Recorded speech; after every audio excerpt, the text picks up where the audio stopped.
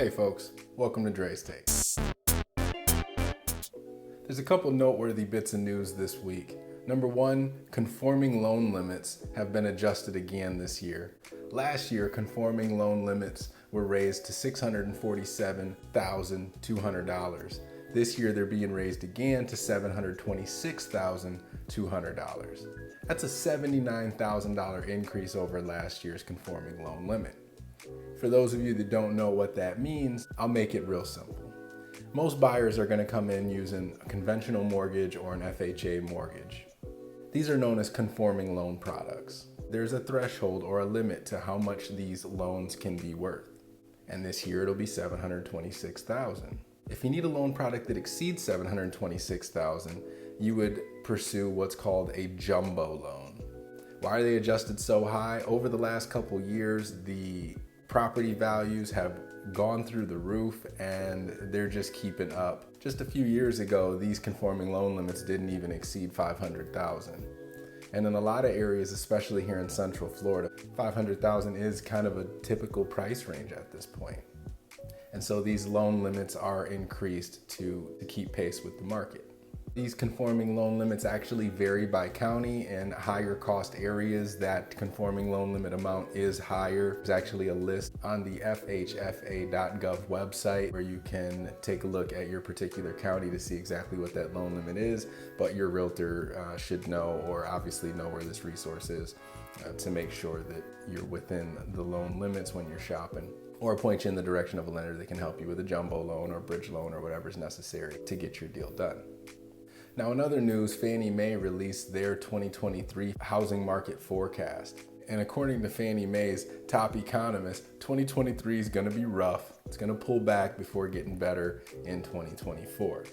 They predict that single-family home sales will fall from 5.67 million sales in 2022 to about 4.4 million sales in 2023, before rising back to 5.2 million sales in 2024. They also predict that mortgage loan origination will fall from $2.3 trillion down to $1.74 trillion in 2023, and then rise back to about $2.1 trillion in 2024. Given this, they expect home builders to focus more on comparatively modest product offerings, as the number of move-up buyers is low, but there's still a huge demand of would-be first-time buyers who really need to fix their living expenses and get out of the rental game. They believe that overall housing market demographics remain favorable, and that housing should be able to weather the storm of a modest recession and actually lead us out as one of the strongest economic sectors. So what's Dre's take on this? Well, it's bittersweet, right? We know that it's been tough this year with the high home values and then the rapidly rising interest rates, making affordability a real issue for most buyers out there. Well, just this past week, we've seen a second week in a row where the average fixed rate mortgage has fallen. It's down to about 6.5 now, after hovering around 7 for a while. It's expected that as the Fed eases back on their interest rate hikes sometime in 2023, that those rates may continue to fall or stay somewhere in that 6% range. As those rates fall and the builders are looking to be more competitive, you're gonna see them be more strategic in the way that they price their properties, and they're gonna be very aggressive in the incentives that they offer to attract new buyers. And so these two things combined, falling rates and better incentives from the builders, is gonna create a great situation for would-be first-time home buyers to work with a qualified agent and explore your new construction opportunities to get into a brand new home with some great incentives.